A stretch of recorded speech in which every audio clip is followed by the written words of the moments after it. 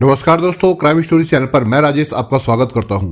दोस्तों, आज मैं आपको अपराध की जिस वारदात के बारे में बताने जा रहा हूं, वो वारदात बाराबंकी उत्तर प्रदेश में हुई थी। तो चलिए दोस्तों, इस वारदात के बारे में हम लोग विस्तार से जानते हैं। उत्तर प्रदेश की राजधानी लखनऊ से सटे जनपद बाराबंकी के थाना सुबेहा क्षेत्र में एक गाँव है ताला रुकनुद्दीनपुर। पवन सिंह इसी गाँव में रहता था। 14 सितंबर 2020 की शाम पवन सिंह अचानक गायब हो गया। उसके घर वाले परेशान होने लगे कि बिना बताए अचानक कहां चला गया। किसी अनहोनी की आशंका से उनके दिल धड़कने लगे।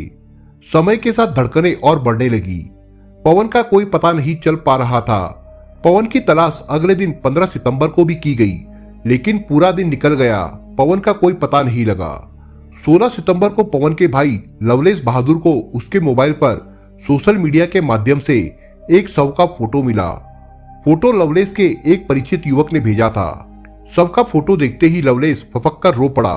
फोटो पवन के शव का था। दरअसल पवन का शव पीपा पुल के पास बेहटा घाट पर मिला था। लवलेश के उस परिचित ने शव देखा तो उसकी फोटो खींचकर लवलेश को भेज दी। जानकारी होते ही लवलेश घर वालों और गांव के कुछ लोगों के साथ बेहटा घाट पहुंच गया। शव पवन का ही था। पीपा पुल गोमती नदी पर बना था। गोमती के एक किनारे पर गांव ताला रुकनुद्दीनपुर था तो दूसरे किनारे पर बेहटा घाट। लेकिन बेहटा घाट थाना सुबेहा में नहीं बल्कि असंद्रा में आता था। लवलेश ने 112 नंबर पर कॉल करके घटना की सूचना पुलिस को दे दी। कुछ ही देर में एसपी यमुना प्रसाद और 3 थानों असंद्रा, हैदरगढ़ और सुबेहा की पुलिस टीमें मौके पर पहुंच गई। पवन के शरीर पर किसी प्रकार के निशान नहीं थे और शव फूला हुआ था। एसपी यमुना प्रसाद ने लवलेश से आवश्यक पूछताछ की तो पता चला कि वो अपने हीरो पैशन बाइक से घर से निकला था। बाइक पुल के आसपास कहीं नहीं मिली। पवन वहां खुद आता तो बाइक भी वहीं होती। इसका मतलब था कि वो खुद अपनी मर्जी से नहीं आया था। जाहिर था कि उसकी हत्या करके शव को वहां फेंका गया था। पवन की बाइक की तलाश की गई तो बाइक कुछ दूरी पर टीकाराम बाबा घाट पर खड़ी मिली। ये क्षेत्र हैदरगढ़ थाना क्षेत्र में आता था। वारदात की पहल वहीं से हुई थी, इसलिए एसपी यमुना प्रसाद ने घटना की जांच का जिम्मा हैदरगढ़ पुलिस को दे दिया। हैदरगढ़ थाने के इंस्पेक्टर धर्मेंद्र सिंह ने शव को पोस्टमार्टम के लिए भेज दिया। फिर लवलेश को साथ लेकर थाने आ गए। इंस्पेक्टर धर्मेंद्र सिंह ने लवलेश की लिखित तहरीर पर अज्ञात के विरुद्ध धारा 302/201 के तहत मुकदमा दर्ज कर लिया। पोस्टमार्टम रिपोर्ट में मृत्यु की सही वजह पता नहीं चल पाई। इंस्पेक्टर धर्मेंद्र के सामने एक बड़ी चुनौती थी, क्योंकि कोई भी सुराग हाथ नहीं लगा था। उन्होंने पवन की पत्नी सिम्मी उर्फ निशा और भाई लवलेश से कई बार पूछताछ की, लेकिन कोई भी अहम जानकारी नहीं मिल पाई। पवन के विवाह के बाद ही उसकी मां ने घर का बंटवारा कर दिया था। पवन अपनी पत्नी निशा के साथ अलग रहता था, इसलिए घर के अन्य लोगों को ज्यादा कुछ जानकारी नहीं थी। समय गुजरता जा रहा था, लेकिन केस का खुलासा नहीं हो पा रहा था। जब कहीं से कुछ हाथ नहीं लगा तो इंस्पेक्टर धर्मेंद्र ने अपनी जांच पवन की पत्नी पर टिका दी।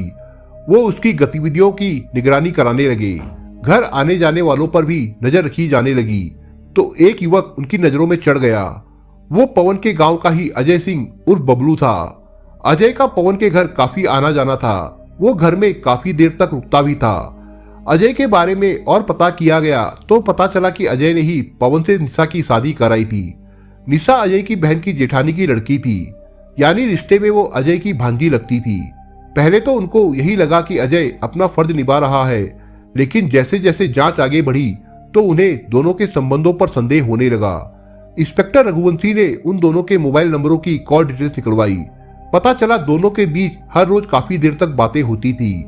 दोनों के बीच में जो रिश्ता था उसमें इतनी बात होना दाल में काला होना ही नहीं बल्कि पूरी दाल का काला होना ही साबित कर रहा था। 7 फरवरी 2021 को इंस्पेक्टर धर्मेंद्र ने अजय को टीकाराम मंदिर के पास से और निशा को गांव अलमापुर में उसकी मौसी के घर से गिरफ्तार कर लिया। जिला बाराबंकी के सुबेहा थाना क्षेत्र के गांव ताला रुकनुद्दीनपुर में अजय सिंह उर्फ बबलू रहता था। अजय के पिता का नाम मान सिंह था और वो पेशे से किसान थे। अजय 3 बहनों में सबसे छोटा था। इंटर तक पढ़ाई करने के बाद अजय अपनी पुश्तैनी जमीन पर खेती करने लगा था। निशा उर्फ सिम्मी अजय की बड़ी बहन अनीता की जेठानी की लड़की थी। सिम्मी के पिता चंद्रशेखर सिंह कोतवाली नगर क्षेत्र के भिकरा गांव में रहते थे। वो दिव्यांग थे। किसी तरह खेती करके अपने परिवार का भरण पोषण करते थे। निशा की एक बड़ी बहन और दो बड़े भाई बबलू और मोनू थे। बबलू पंजाब में फल की दुकान लगाता था। मोनू सऊदी अरब काम करने चला गया था। निशा अलमापुर में रहने वाली अपनी मौसी के यहाँ रहती थी। हम उम्र अजय और निशा रिश्ते में मामा भांजी लगते थे। जहाँ निशा हसीन थी वहीं अजय भी खूबसूरत नौजवान था। निशा ने 11वीं तक तो अजय ने इंटर तक पढ़ाई की थी। दोनों जब भी मिलते एक दूसरे के मुंह पास में बन जाते थे। दोनों मन ही मन एक दूसरे को चाहने लगे थे, लेकिन रिश्ता ऐसा था कि वे अपनी चाहत को जता भी नहीं सकते थे। लेकिन चाहत किसी भी उम्र और रिश्ते को कहाँ मानती है, वो तो सिर्फ अपना ही एक नया रिश्ता बनाती है, जिसमें सिर्फ प्यार होता है, ऐसा प्यार जिसमें वो कोई भी बंधन तोड़ सकती है। दोनों बैठकर खूब बातें करते। बातें जुबां पर कुछ और होती, लेकिन दिल में कुछ और। आंखों के जरिए दिल का हाल दोनों ही जान रहे थे, लेकिन पहल दोनों में से कोई नहीं कर रहा था। दोनों की चाहत उन्हें बेचैन किए रहती थी। दोनों एक दूसरे के इतने करीब आ गए थे कि एक दूसरे के बिना नहीं रह सकते थे, लेकिन प्यार के इजहार की नौबत अभी तक नहीं आई थी। आखिरकार अजय ने सोच लिया कि वो अपने दिल की बात निशा से करके रहेगा। अगली मुलाकात में जब दोनों बैठे तो अजय निशा के काफी नजदीक बैठा। निशा के दाहिने हाथ को वो अपने दोनों हाथों के बीच रखकर बोला, निशा, काफी दिनों की तड़प और बेचैनी का दर्द सहने के बाद आज मैं तुमसे कुछ कहना चाहता हूँ। कहकर अजय चुप हो गया। निशा अजय के अंदाज से ही जान गई कि आज तय करके आया है कि अपने दिल की बात जुबां पर लाकर रहेगा। इसलिए निशा ने उसके सामने अनजान बनते हुए पूछ लिया, ऐसी कौन सी बात है जो तुम बेचैन रहे और तड़पते रहे, मुझसे कहने में हिचकते रहे। अजय ने एक गहरी सांस ली और हिम्मत करके बोला, मैं तुम्हें बहुत प्यार करता हूँ, क्या तुम मेरा प्यार स्वीकार करोगी। निशा ने भी उसके प्यार को स्वीकार कर लिया। दोनों ने एक दूसरे का साथ पा लिया था, इसलिए उनके चेहरे खिले हुए थे। कुछ ही दिनों में दोनों के बीच शारीरिक रिश्ता भी कायम हो गया। समय के साथ दोनों का रिश्ता और प्रगाढ़ होता चला गया। दोनों जानते थे कि वे विवाह के बंधन में नहीं बन पाएंगे, फिर भी अपने रिश्ते को बनाए रखे थे। निशा का विवाह उसके घर वाले कहीं और करे और निशा उससे दूर हो जाए, उससे पहले अजय ने निशा का विवाह अपने ही गांव में किसी युवक से कराने की ठान ली, जिससे निशा हमेशा उसके पास रह सके। पवन सिंह अजय के गांव ताला रुकनुद्दीनपुर में ही रहता था। पवन के पिता दानवीर सिंह चौहान की 2008 में मृत्यु हो चुकी थी। परिवार में मां शांति देवी, 3 बड़ी बहनें और 3 बड़े भाई थे। अजय ने निशा का विवाह पवन से कराने का निश्चय कर लिया। अजय ने इसके लिए अपनी ओर से कोशिशें करनी शुरू कर दी। इसमें उसे सफलता भी मिल गई। 2012 में दोनों परिवारों की आपसी सहमति के बाद निशा का विवाह पवन से हो गया। निशा मौसी के घर से अपने पति पवन के घर आ गई।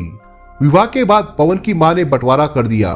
पवन निशा के साथ अलग रहने लगा। इसके बाद पवन की आर्थिक स्थिति बिगड़ गई। पवन पिकअप चलाने लगा, लेकिन अधिक आमदनी हो नहीं पाती थी। जो होती थी वो उसे दारू की भेंट चढ़ा देता था। निशा ने एक बेटी शिवांशी और एक बेटे अंश को भी जन्म दिया। अजय ने भी निशा की शादी के 1 साल बाद फैजाबाद की एक युवती जया से विवाह कर लिया था। जया से उसे एक बेटा था, लेकिन निशा और अजय के संबंध जारी थे। पवन शराब का इतना रती था कि उसके लिए कुछ भी कर सकता था। एक बार शराब पीने के लिए पैसे नहीं थे तो पवन निशा के जेवरात गिरवी रख आया। मिले पैसों से वो शराब पी गया। वो जेवरात निशा को अजय ने दिए थे।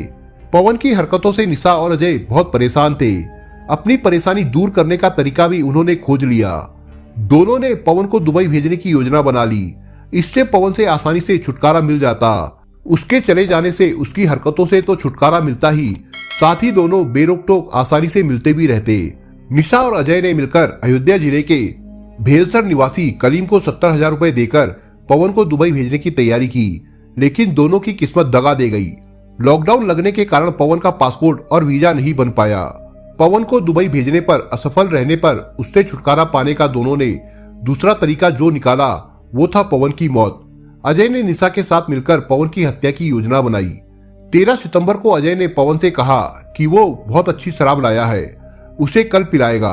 अच्छी शराब मिलने के नाम से पवन की लार टपकने लगी। अगले दिन 14 सितंबर की रात 9 बजे पवन अपनी बाइक से अजय के घर पहुंच गया। वहां से अजय उसे टीकाराम बाबा के पास वाले तिराहे पर ले गया। अजय ने वहां उसे 2 बोतल देसी शराब पिलाई। पिलाने के बाद वो उसे पीपा पुल पर लेकर गया। वहां पहुंचते पहुंचते पवन बिल्कुल अचेत हो गया। अजय ने उसे उठाकर गोमती नदी में फेंक दिया। उसके बाद वो घर लौट गया, लेकिन अजय और निशा की होशियारी धरी की धरी रह गई और दोनों पकड़े गए। आवश्यक कागजी खानापूर्ति करने के बाद इंस्पेक्टर धर्मेंद्र ने दोनों को न्यायालय में पेश कर दिया। वहां से दोनों को जेल भेज दिया गया। दोस्तों, आप अगर चैनल पर नए हो तो आप चैनल को सब्सक्राइब करने के साथ कमेंट बॉक्स में इस कहानी के बारे में अपने विचार जरूर लिखिएगा। मिलता हूं एक नई कहानी के साथ, तब तक के लिए अपना ख्याल रखिएगा। धन्यवाद।